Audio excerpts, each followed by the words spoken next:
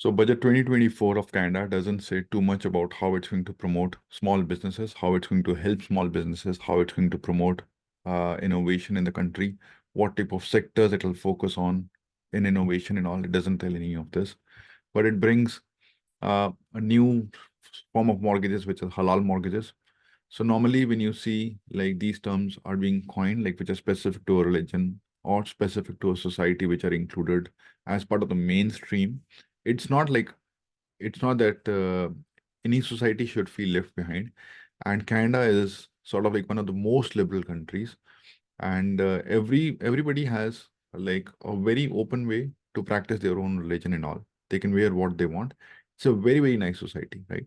So, but when you see leaders like Justin Trudeau or like Liberal Party, when they are bringing in these terms and all, they are bringing in these terms to attract certain portion of the societies. And the reason is because they can justify their work purely based on the financial upbringing they have brought in for the people, right? Because they are not producing in any straight benefits for the people and all.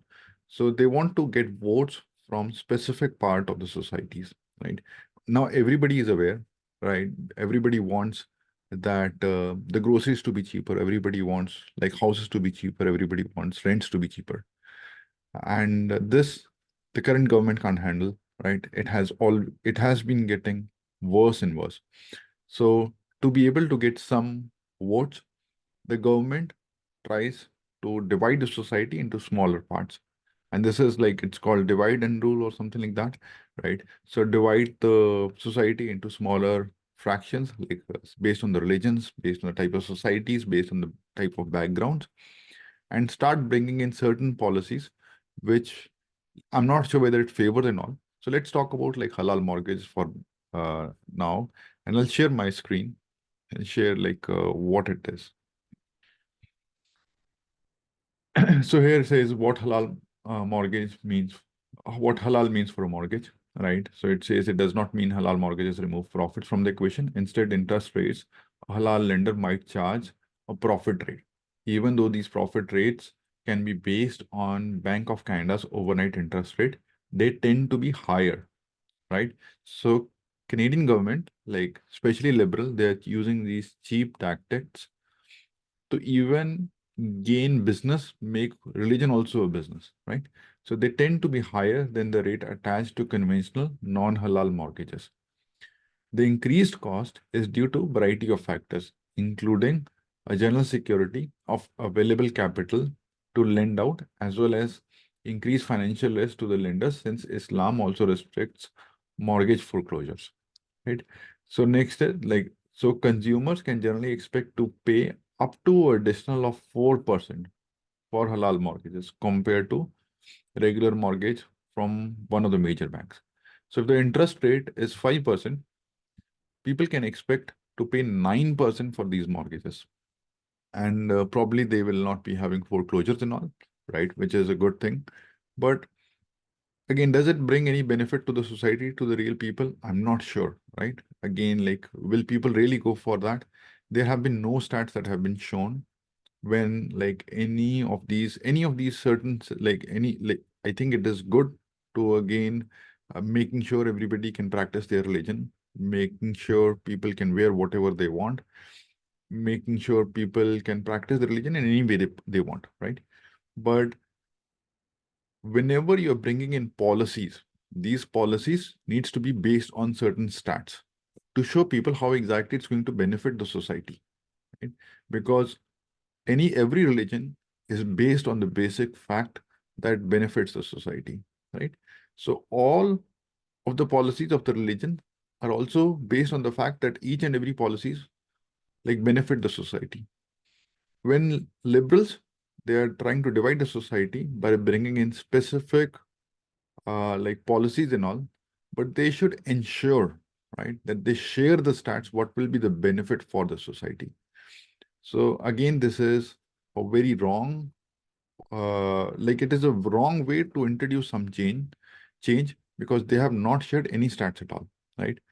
Like they have not shared. So it is just to divide the people to gain votes from a certain sector of a population, right? and who might not be aware, who might think like, okay, like it will be implemented in such a way that it'll favor certain part of society. But as we have seen with other policies, right? For example, international students, it is not Canadian government is trying to help international students. International students is a business for Canadian government. And when I talk about Canadian government, I'm talking about the current Canadian government. Similarly, I think the way these mortgages would be implemented would again be acting as a business, right? And it won't be for the benefit of the people, because whenever you see the fine print, there's always a business. So Canada should move away from these cheap tactics, right?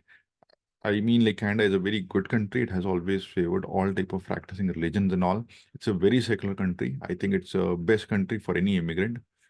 And so we need to stick to that culture, but go away from these sick mentality of looting the people based on like fine prints and all, right? So again, this is sort of a corruption, because I belong from India. I have seen leaders who use religion to divide the society into smaller parts and then try to get votes from them, right?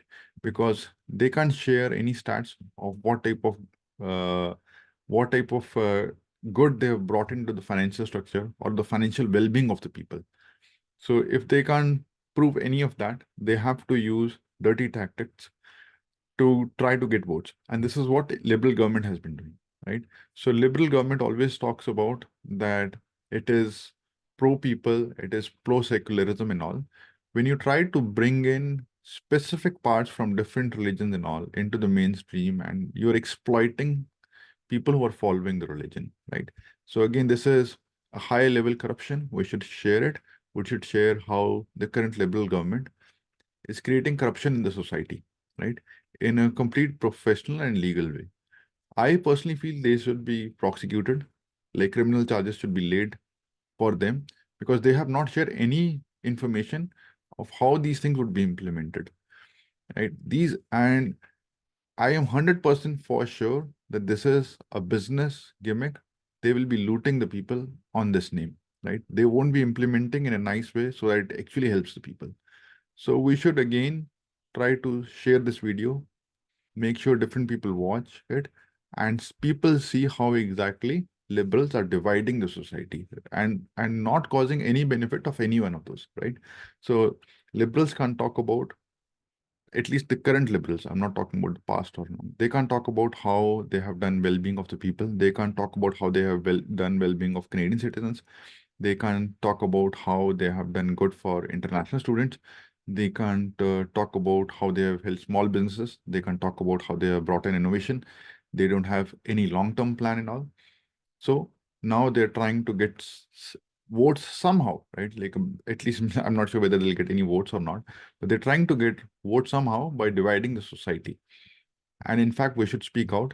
These videos should reach to the leaders of liberals so that they know we have seen their real face.